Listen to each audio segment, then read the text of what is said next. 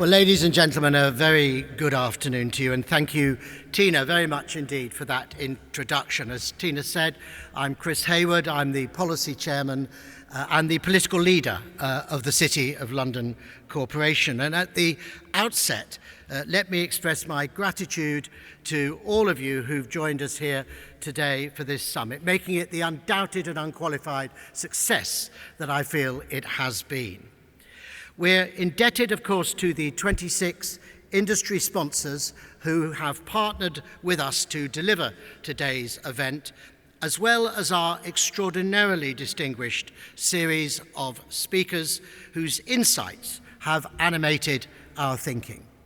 And of course, thanks are also due to Tina Dahili for moderating today's proceedings so brilliantly. And I have to just mention my own city team for the many, many hours of preparation that they have spent organising today's event. My thanks to each and every one of them. Now, ladies and gentlemen, every successful collaboration can be traced back to a conversation. And through our dialogue today, I feel sure we have laid the groundwork for cooperative action on some of the most pressing issues of our age. In an address remembered as the Moon Speech, President Kennedy described his era as an hour of change and challenge, a decade of hope and fear. Now, while many of the risks we navigate today would have been unrecognizable to his audience in 1962, the fundamental dynamic of the 2020s remains unchanged. From geopolitics to artificial intelligence, climate change to economic security, threats to our common prosperity are, if we address them, also opportunities for innovation and renewal, investment and employment. Neither hope nor fear will equip us to surmount the challenges approaching. Instead, we must rely on collective preparation, drawn from a sober, rational evaluation of the change we are already seeing. Now, today's conversations have been wide-ranging, but they've been characterized by a common understanding that the risks we confront must be managed holistically, not piecemeal or in silos.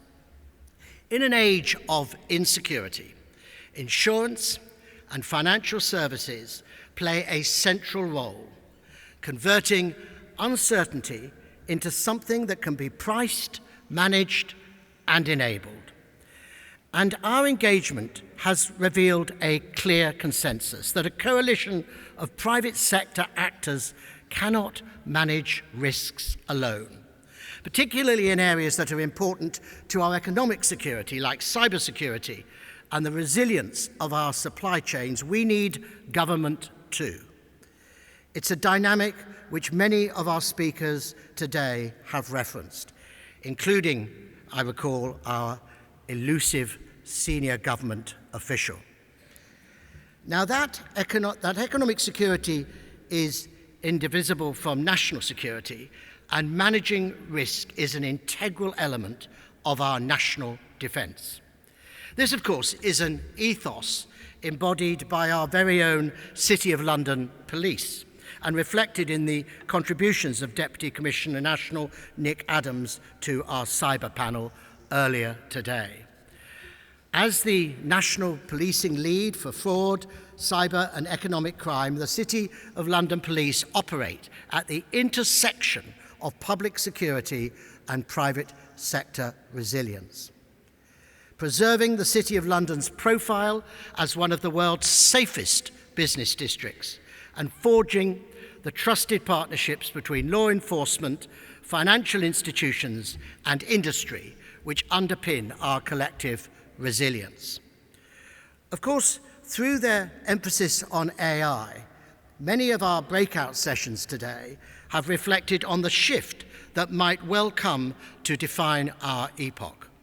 The sheer power of these technologies and the pace of their evolution verges on the miraculous. But they surely generate new risks just as they solve old problems. Again, the extent to which we prepare for AI and the focus it receives from governments will ultimately determine its effects on our societies and economies. Deciding whether this powerful new tool improves our lives or imperils them. Both as conveners of the annual National Net Zero Delivery Summit and through co-launching vehicles like the Transition Finance Council, the City of London Corporation has placed long-standing emphasis on climate change, especially its economic dimensions. And this afternoon's discussions have crystallized that approach, framing climate and natural catastrophe risk as a growing systemic challenge for insurers, corporates, and governments. Already, global markets are being reshaped by the need to adapt and mitigate, and no contemporary investment thesis or underwriting decision can afford to ignore the realities of a changing climate. Technological, environmental, geopolitical, and economic. To underestimate the scale of these challenges or the scope of their interconnectedness would be catastrophic. And for the City of London, it would constitute an enormous missed opportunity.